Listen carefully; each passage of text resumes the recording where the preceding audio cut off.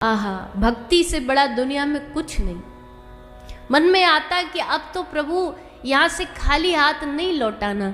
हम आपको अपना ये कथा जब आप सुनते हैं ना, तो श्री ठाकुर जी कहते तुम यहाँ कथा सुनते हो, मैं बैठे बैठे तुम्हारी व्यथा सुनता हूँ। क्या है तुम्हारी व्यथा, सुनाओ।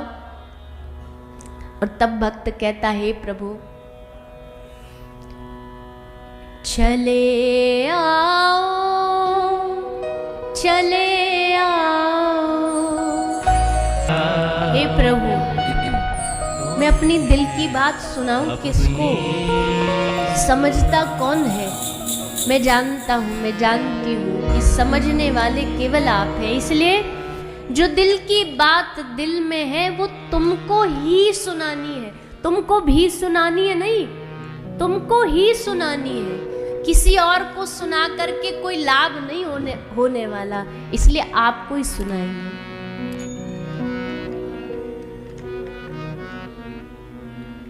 आपको ही सुनाएंगे। मुरली बजाए तुम सुनती रहूं। भगवान बैठे सामने, हम सामने बैठे, कभी वो सुनाए कभी हम सुनाए, कभी हम अपनी आप बीती सुनाए कभी वो अपनी सुनाए। यही सत्संग है। देखो, एक सत्संग तो होता है जो इंसानों में होता है, मानवों में होता है, हम मानवों में हो रहा है।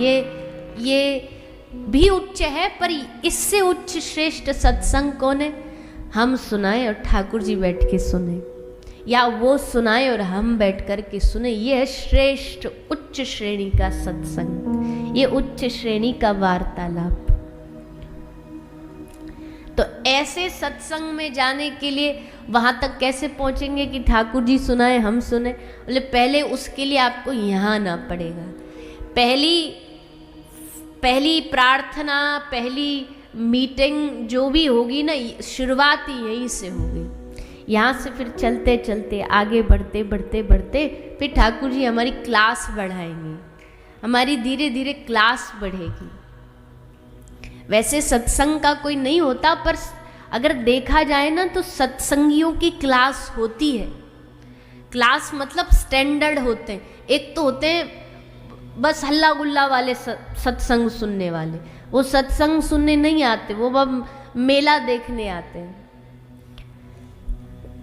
कभी कभी कथाएं होती है हमारी बिहार झारखंड तरफ, तो वहाँ क्या होता है, कथा भी होती है, हवन भी होता है, फिर मेला भी लगता है, आइसक्रीम की, चॉकलेट की, सबकी स्टॉल लगती है।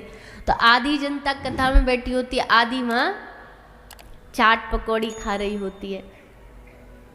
बैठे हैं तो पीछे वाले तो हल्ला ही मचा रहे हैं, कोई उनको आनंद नहीं है श्रवण करने में। तो ये निम्न श्रेणी के श्रोता होते हैं। जैसे ब्रज में महात्मा महापुरुष अपनी वाणी में सुनाते हैं, श्रोता की 3 कैटेगरी होती है, श्रोता, सरोता और, हाँ बड़े आप तो सब पहले से ही जानकार हो, फिर काहे को कथा सुनने आए हो? हमें ही सुना दो, हम बैठ जाते, नीचे आप आ जाओ। श्रोता, सरोता, सोता। अब जब पता है तो तीनों का अंतर भी पता होगा, वो भी बता दो। अच्छा चलो ये बता दो, श्रोता, सरोता, सोता, इन तीनों में से आप कौन से वाले हो? कैसे एकदम बोले श्रोता। नहीं, आप सब श्रोता ही हैं। अब कथा करते करते इतने जीवन बीत गया ना, जीवन मतलब बीत गया मतलब इतने वर्ष हो गए कि प्रथम दिन ही समझ आ जाता है कि भाई कैसे लोग हैं, कैसे श्रोता हैं। हाथ की ताली से ही समझ आ जाता है कैसे श्रोता है। तो आप सब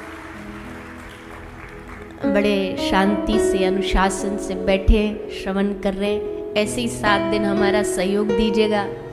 भागवत जी के शरण में बैठ के श्रोता ही बने रहिएगा। और कोई इतनी भीड़ में एकाध सोता भी आ गया तो भी क्या घटना है, उस सोता को भी 7 दिन में भागवत जी श्रोता बना देंगे। यहाँ तो सोता बनना भी नसीब की बात है, क्योंकि भैया देखो, कहते हैं ना, सुनार का तो कचड़ा भी बादाम से ज्यादा महंगा होता है।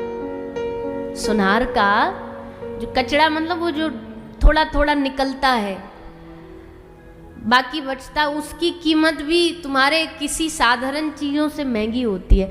तो यहाँ तो कोई अवगुण भी आ गया ना, वो अवगुण भी कई हजारों के तो गुण से भी बेहतर है। यहाँ तो सोना भी कईयों के अवगुणों से भी बेहतर है। क्यों? यहाँ सोने में क्या महानता है? बोले यहाँ सोने में एक महानता है कि यहाँ अगर सो गए तो थोड़ी देर ही सो पाओगे, फिर कोई ना कोई भजन, कोई पद, कोई तुलसी बाबा की चौपाई, कोई सुखदेव जी का श्लोक, कोई व्यास जी की वाणी ऐसी निकलेगी भागवत से कि सोते हुए को जगा देगी, सोते हुए की आँख खुला देगी। संसार में अब देखो, आप एक बंद ट्रेन में सो, इससे समझो, बंद ट्रेन मतलब ट्रेन खड़ी है स्टेशन पर, वहाँ सो जाओ। तो जहाँ कलकत्ता, हावड़ा, जहाँ ट्रेन खड़ी थी स्टेशन पर, 4 घंटा बज जगे तो वहीं की वहीं खड़ी है, ना आगे बढ़े ना कहीं मंजिल तक पहुँचे। पर अगर चलती ट्रेन में सोओगे तो 4 घंटे में, 5 घंटे में चलती ट्रेन में मंजिल तक पहुंच जाओगे। घर में सोने का मतलब बंद ट्रेन में सोना, उस सोने से कुछ नहीं मिलेगा। पर यहाँ नींद भी आ गई तो भी ये चलती ट्रेन है, ये चलती ट्रेन में अगर निद्रा आ भी गई तो भी ये हमें मंजिल तक पहुंचा ही देगी।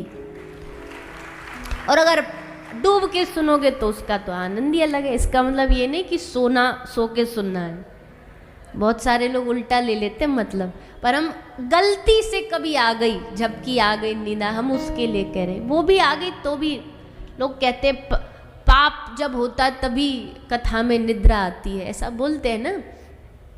हम कहते नहीं, पाप वाप के चक्कर को छोड़ दो।